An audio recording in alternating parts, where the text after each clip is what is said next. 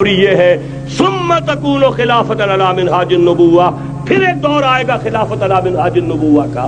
یہ محمد الرسول اللہ کی نوید ہے، وہ صادق المصدوق، وہ سچے ہیں، ان کی صداقت پر خود اللہ گواہ ہے، لہذا وہ دور آ کر رہے گا، اس میں کسی بھی بندے مومن کے لیے کسی شک و شبے کی کوئی گنجائش نہیں۔ اگلی حدیث اگلی سنیے، اب جب یہ دور آئے گا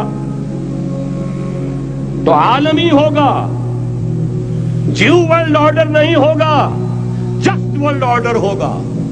یہ نیو ورلڈ آرڈر NWO، حقیقت میں جیو ورلڈ آرڈر ہے JWO، لیکن اسی کو بدلنا ہے جسٹ ورلڈ آرڈر آف اسلام، اور وہ گلوبل ہوگا۔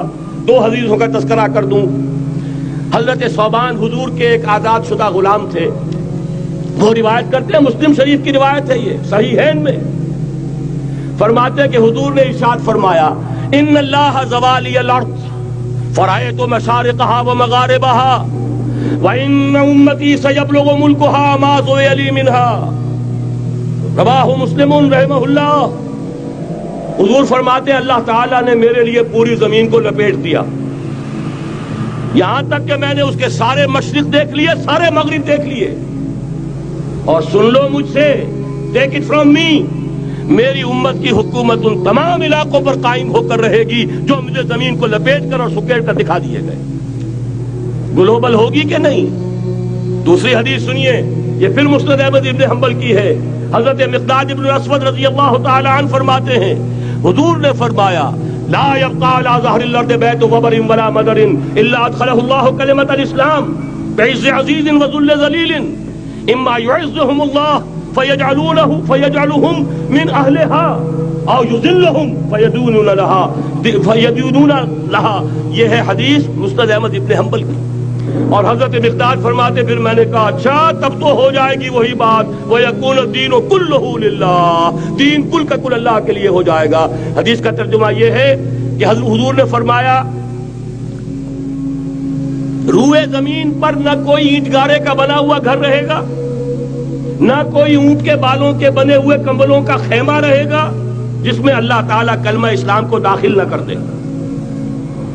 لیکن یہ داخلہ دو طریقے سے ہوگا، بعز عزیز و ذل ذلیل، یا صاحب عزت کے اعزاز کے ساتھ، یا کسی مغلوب کی مغلوبیت کے ساتھ، یعنی یا تو اللہ تعالیٰ ان کا اعزاز فرمائے گا اور وہ کلمہ اسلام کے خود قائل ہو جائیں گے۔ جب گھر والا خیمے والا اسلام لے آئے گا تو اسلام اس کے گھر میں داخل ہوگا، اس کو بھی عزت نصیب ہوگی۔ وَلِلَّهِ الْعِزَّةُ وَلِرَسُولِهِ وَلِلْمُؤْمِنِينَ، عزت تو حق ہے اللہ کا، اس کے رسول کا اور اہل ایمان کا۔ اور اگر وہ اسلام قبول نہیں کرے گا تو یؤتُ الْجِزْیَةَ عَنْ یَدٍ وَهُمْ صَاغِرُونَ، چھوٹے ہو کر رہنا پڑے گا، جزیہ دینا ہوگا، اسلام کی بالادستی قبول کرنی ہوگی۔ بتائیے اس کے بعد بھی کوئی شک ہے؟ یہ ہے آسمانی نقشہ۔ یہ اللہ فرما رہے ہیں واللہ متم نورہ ویابی اللہ الا یتم نورہ لیظہرہ علی الدین کلہ ولو کرہ المشرکون، یہ اللہ کا فیصلہ ہے۔ ادھر یریدون لیطفئوا ہے، یہ زمینی نقشہ ہے۔ اب شکل کیا ہے؟ اب میں آپ سے عرض کر دوں کہ ان دونوں کے مابین جو خلا نظر آ رہا ہے، کوئی شخص یقین کے ساتھ نہیں کہہ سکتا کہ اب حالات کا کیا رخ ہوگا، اس لیے کہ ظاہر بات ہے قرآن مجید میں مستقبل کے بارے میں خود حضور سے کہلوایا گیا، وَإِنْ أَدْرِي أَقَرِيبٌ أَمْ بَعِيدٌ مَا تُوعَدُونَ۔ لوگوں مجھے معلوم نہیں ہے کہ جس بات کی تمہیں خبر دی جا رہی ہے وہ قریب آ چکا ہے یا دور ہے۔ وَإِنْ أَدْرِي لَعَلَّهُ فِتْنَةٌ لَكُمْ وَمَتَاعٌ إِلَىٰ حِينٍ، اور میں نہیں جانتا، ہو سکتا ہے اللہ کچھ اور مہلت دے دے تمہیں، اور کچھ اور آزمائش جو ہے اس کے لیے تمہارے لیے کوئی اور مہلت عطا فرما دے، ہو سکتا ہے۔ تو میں بھی کسی دعوے سے نہیں کہہ رہا، لیکن دو امکانات ہیں۔ امکان نمبر ایک کیا ہے؟ ابھی عالم اسلام کا ایک سالڈ بلاک ہے جو یہودی ورلڈ آرڈر کی نگاہوں میں کھٹک رہا ہے۔ میں کھٹکتا ہوں دل یزداں میں کانٹے کی طرح۔ اگرچہ ان کی اسٹریٹجی کیا ہے؟ ایک ایک کر کے ان کے حصے بکھرے کر کے دیا پانچا کرو۔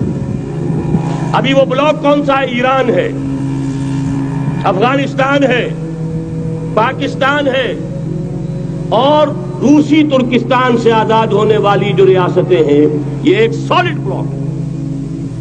یہ عجمی مسلمان عربی نہیں، عربی گئے، یہ نوٹ کر لیجئے، اس لیے کہ عربوں کو اللہ نے فضیلت دی تھی، محمد ان میں سے تھے صلی اللہ علیہ وسلم، یہ رتبہ بلند ملا جن کو مل گیا۔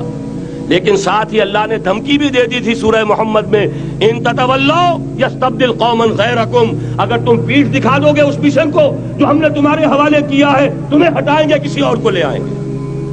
اور یہ بات ہو چکی ہے 13ویں صدی عیسوی میں، 1258 میں جب سقوط بغداد ہوا ہے۔